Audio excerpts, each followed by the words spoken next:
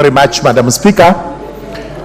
Madam Speaker, last Thursday we had the State of the Nation address by His Excellency the President, and we are required to debate this particular speech for the next 3 days. Madam Speaker, I know many people will say we are giving His Excellency the President accolades where they are not due, but I got to start by saying, number one, the speech was given in a timely space of time because Kenyans are expectant. They want to hear what this government has done for the last 1 year. And it is not just the government. We as members of parliament are also being called to book, to tell constituents what we have done the last 1 year. His Excellency the President gave a statesmanship address, composed and allayed the expectations of Kenyans on negativity and gave us hope. He spoke on a wide range of issues, including cost of living, where he confirmed that the only way we can reduce cost of living is by subsidizing production. And he has given emphasis on fertilizer and seeds for planting. He also spoke on the heavy debts the country has, which debts are actually increasing without borrowing because our shilling is losing value against the international currency, including the dollar. We have to repay these debts, otherwise if we default, everybody will actually rank Kenya as a failed state. He spoke on petroleum products, whose prices should be coming down, and we expect this to happen, in spite of the fact that the government has no control on the prices at international level. As we move along, we are expectant that the prices of petroleum products will be coming down.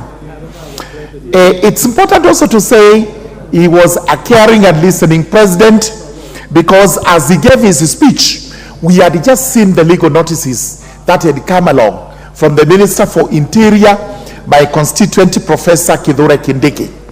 And Kenyans were up in arms. There was a hue and cry regarding the cost of services to Kenyans.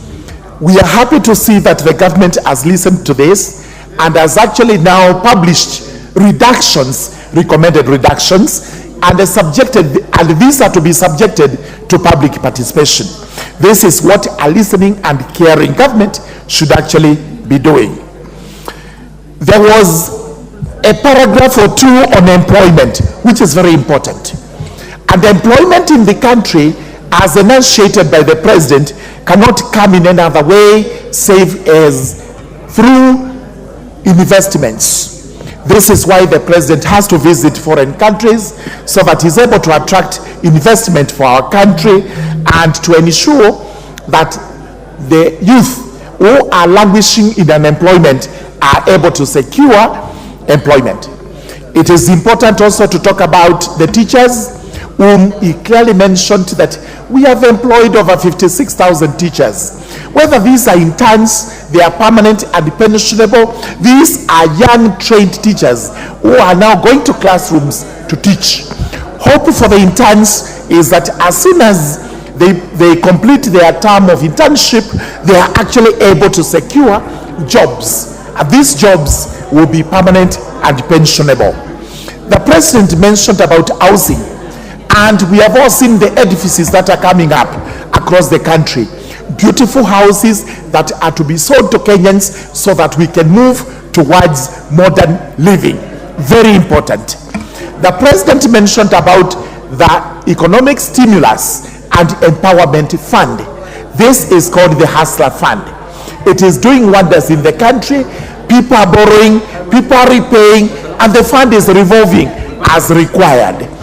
Us as members of parliament would be to encourage Kenyans to borrow this money, make use of it, make prudent use of it, and repay so that others are able to benefit.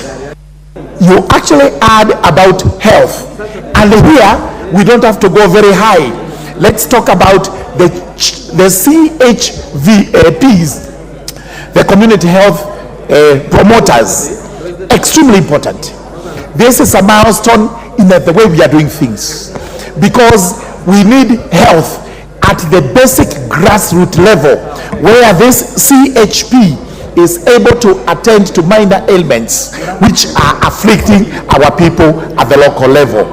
We add a paragraph on the foreign relations, very important, because we live in a global community where we must relate well with other countries in the universe. And we have heard Kenyans, some of them complain that the president has made too many trips abroad. We must make friends on the globe. We must also attract other countries to come and invest in our country. This way, we will be able to grow our economy. Our jobs will be much better as they are, and therefore, I believe it is welcome. I submit it's welcome for the president to be visiting these countries.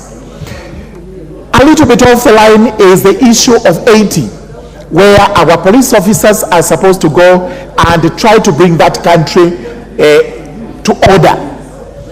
There has been debate on this from all quarters, from all levels, and what comes out is clear that Kenya has not volunteered itself. It is the international community that has asked us to actually send our police officers to Haiti so that they are able to help that country bring law and order. And our police officers are more than willing to go there. We are not incurring any expenses. We are training them, and we have done it before. We have had our police officers go to other countries. They have actually provided the required peace. We have had our forces go to other countries, and they have done a fantastic job, including Africa, Liberia, Sierra Leone, everywhere else, Europe. We were in Bosnia, we were in Herzegovina, and now as we speak, we are back in Africa, Somalia, and DRC Congo. I cannot finish my speech without talking about the expectations of Kenyans on our government. And we cannot say more than we have said, that every Kenyan is expectant. And the only message we have for the country is, let us be patient. Let us repay the debts. Let's see money growing so that we are able to move to development. My constituency, Tharaka, is equally expectant. And it's important to point out that being a marginalized area in the eastern region, we have high expectations. The roads are not good. We are experiencing El Nino. The blame is on the government. The blame is on me as the member of parliament, that the government is not going down to work on those roads. We really have to inform the government. As soon as the rains subside, let us move down to the entire country, fix our road network so that our citizens can enjoy communication. Electricity supply is short in Tharaka, is short everywhere else in the country. We have to move in and improve connection to the national grid. Tharaka topping this. Water, like now we should be harvesting. There are lots of water that is all draining into the Indian Ocean. In another 1 year, we shall be crying when drought comes. This is the high time we put into place means and ways of harvesting water.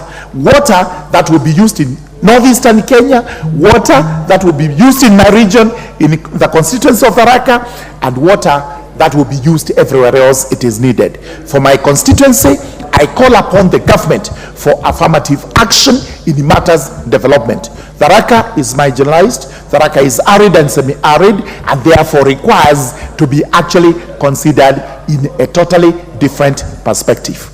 With those remarks, I do actually congratulate the president. This speech was balanced. This speech tried to touch on all spheres of life in the country, and what we need to say is, let us wait with the hope we were given by His Excellency the President. I support. Thank you very much. The Honorable Andrew Okuome.